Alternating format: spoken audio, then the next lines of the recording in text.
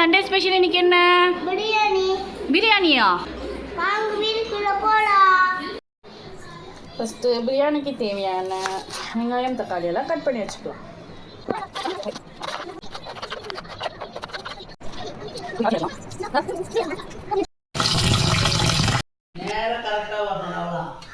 அதுதான் எண்ணெய் ஊற்றிக்கலாம். ஒரு ஸ்பூன் நெய் போட்டுக்கலாம். இந்த பிரியாணியோட ஸ்பைசஸ் இதெல்லாமே எண்ணெய் காஞ்சதுக்கப்புறம் போட்டுக்கலாம்.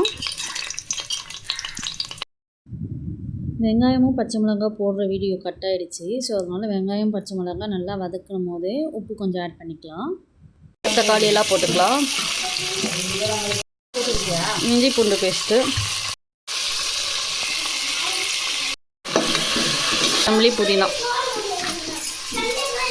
எல்லாத்தையும் போட்டு மிக்ஸ் பண்ணிக்கலாம்.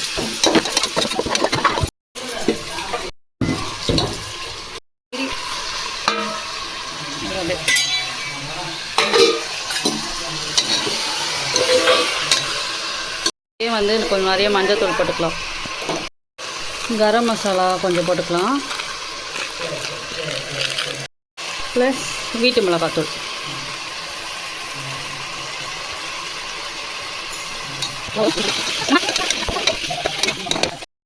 இது கூடியே வீட்டில் பண்ண தயிர். எந்த கிளாஸில் அரிசி மெஷர்மெண்ட் எடுத்தோமோ அந்த கிளாஸ்லேயே நம்ம தண்ணி மெஷர்மெண்ட் எடுத்துக்கலாம். ஒரு கிளாஸ்க்கு 1.5 கிளாஸ் தண்ணி.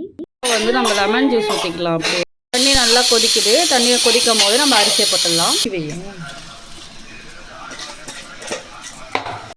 ரொம்ப கலராமல் லைட்டாக இந்த மாதிரி கலரி விட்டுருக்கலாம்.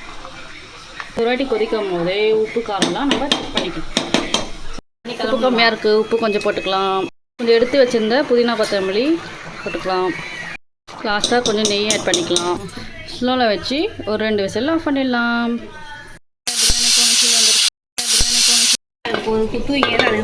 ஆஹா,